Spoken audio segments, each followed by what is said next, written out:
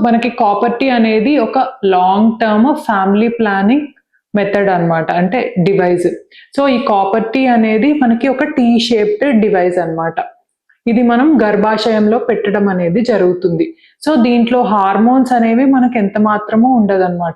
So, మనకి just ఈ copper content ద్వారా ఏమవుతుంది అంటే, మనకి ఓవ్యులేషన్ టైంలో ఎగ్ అనేది విడుదలైనప్పుడు సో, మనకొక ఫారెన్ బాడీ డివైస్ అనేది గర్భాశయంలో ఉంటుంది కాబట్టి, అది ఎగ్‌ని, స్పెర్మ్‌ని కలవనీయకుండా చేస్తుందన్నమాట. అంటే అసలు స్పెర్మే పైకెళ్ళలేదు ఈ కాపర్ టీ డివైస్ ద్వారా.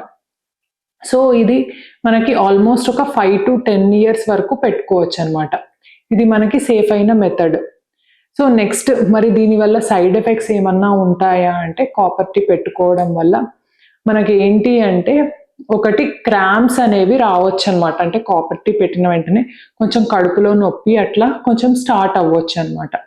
సో, నెక్స్ట్ అట్లా ఏమైనా ఉంటే మనం చిన్న మందుల ద్వారా మనకి రికవర్ అయిపోతుంది.